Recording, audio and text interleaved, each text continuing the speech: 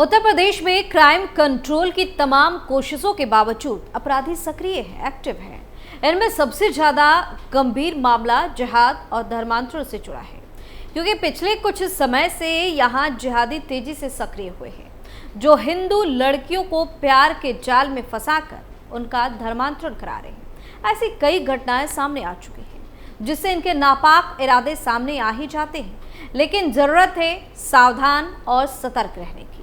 नमस्कार, आप देख रहे हैं कैपिटल टीवी उत्तर प्रदेश और मैं हूं आपके साथ दिव्या सिंह। इस खास प्रोग्राम पर्दाफाश में आपका स्वागत है। पर्दाफाश में बात होगी हिंदू बहन बेटियों को बनाए जा रहे निशाने की। देश में तेजी से बढ़ रहा जिहाद का मामला, नाबालिग लड़की को उठा ले गया फिरोज मंसूरी, मुस्लिम बनाकर निकाह करने की तैयारी, फिरोज की तलाश में जुटी नेपाल की पुलिस। लगातार बढ़ रहे जिहाद के मामले ने सबको हैरान कर दिया है। इससे जुड़ी ऐसी खबर सामने आ रही है जिसको जानकर कोई भी चौंक जाएगा। नेपाल के झापा जिले से मामला सामने आया है। यहाँ 1.5 माह पहले एक नाबालिग हिंदू लड़की को फिरोज मंसूरी नाम का युवक अपहरण कर अपने साथ ले गया। पीड़िता के परिजनों ने 24 मार्च 2024 को पुलिस में शिकायत दर्ज कराई। शिकायत में ओहिद मजुद्दीन खातून, सकीना खातून और आलम सहित कुल 7 लोगों को नामजद किया गया। नेपाली पुलिस अभी तक पीड़िता को बरामद नहीं कर पाई है। पीड़िता की मां ने मीडिया को बताया कि पीड़िता को लेकर फिरोज भारत के किसी हिस्से में छिपा हुआ है। आरोप है कि फिरोज पीड़िता के घर वालों पर कॉल करके केस वापस लेने का दबाव भी बना रहा है। शिकायत कॉपी के मुताबिक घटना झापा के कंचन कवल इलाके की है। यहाँ रहने वाले पीड़ित हिंदू परिवार ने पुलिस में शिकायत दर्ज कराई है। शिकायत में पीड़िता के पिता ने बताया कि 15 मार्च 2024 को उनकी बेटी का अपहरण फिरोज मंसूरी ने कर लिया। पीड़िता नाबालिग बताई जा रही है। फिरोज नेपाल के सिराहा जिले के मिर्चैया नगर पालिका के वार्ड नंबर 7 का निवासी है। लड़की के अपहरण में फिरोज का साथ उसके अम्मी अब्बा सहित अन्य परिजनों और कुछ परिचितों ने भी दिया है। पीड़ित परिवार का कहना है कि उनकी बेटी के अपहरण में उनके कुछ पड़ोसियों का भी हाथ है। इन पड़ोसियों पर आरोप है कि उन्होंने पुलिस प्रशासन के आगे ही पीड़ित परिवार पर हमला भी किया।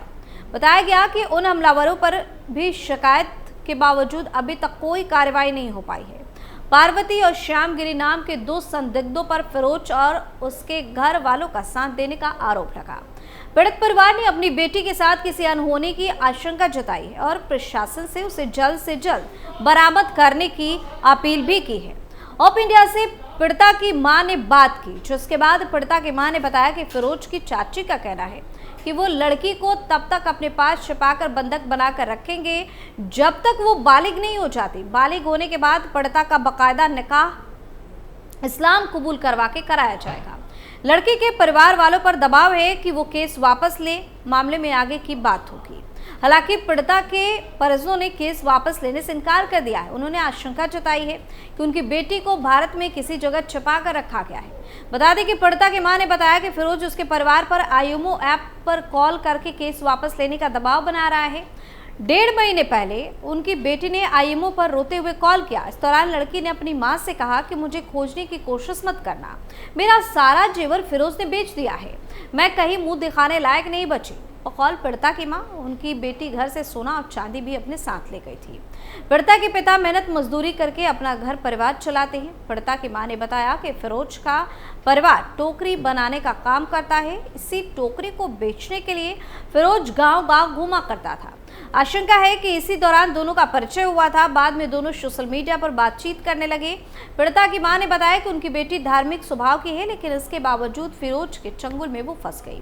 वहीं ऑप इंडिया से बात करते हुए हिंदू सम्राट सेना के राष्ट्रीय अध्यक्ष राजेश यादव ने बताया कि उन्होंने नेपाली प्रशासन से आरोपितों के खिलाफ कड़ी कार्रवाई की मांग की है।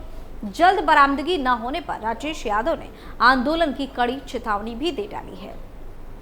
अब आपको यूपी से सामने आई इस तरह की कुछ घटना बताते हैं। अक्टूबर 2023 की बात है। लखनऊ के गोमती नगर की रहने वाली सपना, ये बदला हुआ नाम है, अपनी सेहत को लेकर बहुत फिक्रमंद थी। हर दिन अहले सुबह अपनी एक दोस्त के साथ जनेश्वर मिश्र पार्क में टहलने जाती। एक दिन एक लड़के से उसकी मुलाकात हुई। कुछ देर की बातचीत के बाद दोनों अक्सर उस पार्क में मिलने लगे। सपना को सुहेल बदला हुआ राम साथ अच्छा लगने लगा। उसने अपनी दोस्त का साथ छोड़ अब सुहेल के साथ समय बिताना शुरू कर दिया। सपना का भरोसा जीतने के बाद एक दिन उसने उसे प्रपोज कर दिया। सपना ने भी अपनी सहमति जता दी। दोस्ती अब मोहब्बत में बदल चुकी थी। मोहब्बत बहुत जल्द बिस्तर तक पहुंच गई। सुहेल उसे लखनऊ के अलग अलग होटलों में ले जाकर शारीरिक संबंध बनाने लगा। इस दौरान उसका अश्लील वीडियो भी बना लिया। एक दिन सपना को पता चला कि वो गर्भवती है। सपना बहुत खुश हुई। उसने सुहेल से कहा कि वो बच्चा रखना चाहती है, इसलिए दोनों शादी कर लेते हैं, लेकिन उसने मना कर दिया। पहले कहा कि वो गर्भपात कराए, उसके बाद शादी के बारे में सोचेंगे। सपना जिद पर अड़ गई। सुहेल ने उसे बहुत मारा पीटा, उसे डरा धमकाकर अपनी भाभी के साथ अस्पताल भेज दिया। वहां सपना का गर्भपात करा दिया गया। उसके बाद भी वो उसके प्यार में पड़ी रही और शादी का दबाव बनाने लगी। इस बार सुहेल ने उसके सामने धर्मांतरण का प्रस्ताव रख दिया।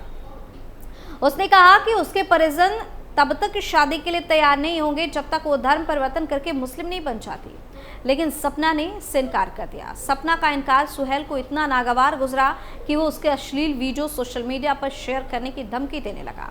लेकिन सपना यहाँ पे कमजोर नहीं निकली।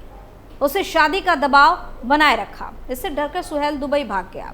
वहां जाने के बाद बहरीन में रह रहे अपने कुछ रिश्तेदारों के जरिए सपना को धमकी दिलाने लगा। सोशल मीडिया पर उसे बदनाम करने लगा। इसके बाद सपना ने उसके खिलाफ पुलिस केस कराने का फैसला किया। बता दें कि सपना और सुहेल की कहानी कल्पना पर आधारित नहीं है, बल्कि सच्ची घटना है।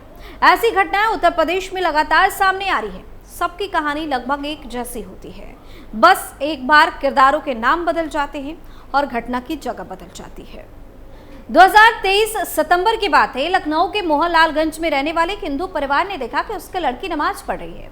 घर के लोग इसे देखकर सन्न रह गए। लड़की से कड़ाई से पूछताछ के बाद पता चला कि उसने एक मुस्लिम लड़के से निकाह कर लिया है।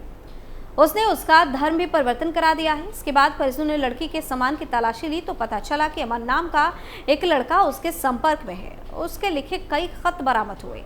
लड़की के परिजनों ने उस पर दबाव बनाना शुरू किया तो वो मुस्लिम लड़के को छोड़ दे, लेकिन उसका इतना ब्रेन वॉश हो चुका था कि वो नहीं मानी।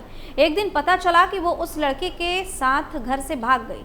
लड़की के पिता ने पुलिस केस दर्ज कराया। इसके बाद सर्विलांस के जरिए पता चला कि दोनों कोलकाता में रह रहे हैं। अब आपको एक और घटना बताते हैं। तुम हिंदू हो, तुम्हें अपने घर नहीं ले जा सकता। मेरे परिवार के लोग इस बात को नहीं मानेंगे। एक काम करो, या तो धर्म परिवर्तन कर लो या फिर दूसरी जगह अपनी शादी कर लो। शादी करके 9 साल साथ रहने के बाद रोहित ने नेहा से जब ये बात कही तो उसके पैरों तले जमीन खिसक गई। उसे समझ नहीं आ रहा था कि रोहित ऐसा क्यों कह रहा है, लेकिन जब रोहित ने अपना असली नाम बताया तो वो सन्न रह गई। दरअसल मंदिर में जाकर उसकी मांग भरने वाले उस लड़के का असली नाम मोहम्मद शाहिद था। शाहिद उससे शादी करके लंबे समय से उसका शारीरिक शोषण कर रहा था, लेकिन कभी उसे अपने घर परिवार नहीं लेके आया, घर वालों से नहीं मिलाया। पीड़िता जब उससे ससुराल जाने की जिद करने लगी तो उसने अपनी सच्चाई बयां कर दी।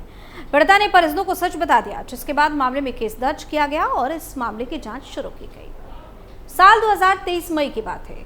लखनऊ में एक मुस्लिम युवक ने अपना हिंदू नाम बताकर एक हिंदू लड़की से दोस्ती कर ली। हाथ में कलावा, गले में माला देकर लड़की को भरोसा हो गया कि उसका दोस्त हिंदू है। दोनों के बीच दोस्ती इतनी गहरी हो गई कि आरोपी आमिर लड़की का शारीरिक शोषण करने लगा। शादी की बात सामने आई तो उसने धर्म परिवर्तन का दबाव बनाना शुरू कर दिया। एक दिन लड़की ने अपने परिजनों को फोन करके बताया कि उसका किडनैप हो गया है। परिजनों ने पुलिस को सूचना दी। इसके बाद लड़की के नंबर को सर्विलांस पर डाला गया तो पता चला कि वो लखनऊ के ऐशबाग रेलवे स्टेशन पर है। पुलिस वहां पहुंची तो लड़की आरोपी लड़के और उसके दोस्तों के साथ ट्रेन में बैठ चुकी थी, जिसके बाद पुलिस ने सभी आरोपियों आमिर, जाबिर, नादिर और बहाब को गिरफ्तार कर लिया। इसी तरह का मामला बहराइच से भी सामने आया था। यहाँ मुस्लिम लड़के ने लड़की से अपने को हिंदू बताकर लव मैरिज कर लिया। लड़की जब ससुराल पहुंची तो पता चला कि उसका पति हिंदू नहीं बल्कि मुसलमान है। उसने विरोध किया और वापस मायके जाने की बात करने लगी तो आरोपी ने उसे नशीली दवा देकर जबरदस्ती शारीरिक संबंध बनाए। होश आने के बाद उसके साथ मारपीट की गई। पीड़ित किसी तरह उसके चंगुल से छूटकर पुलिस के पास पहुंची। उसकी शिकायत के आधार पर पुलिस ने आरोपितों के खिलाफ केस दर्ज कर लिया।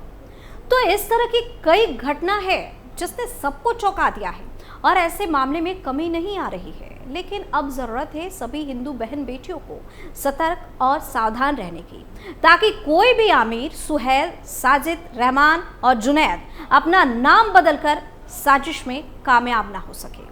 पर्दाफाश में फिलहाल के लिए इतना ही। नए मुद्दे के साथ फिर से पेश होंगे, तब तक के लिए आप देखते रहिए कैपिटल टीवी उत्तर प्रदेश। नमस्कार।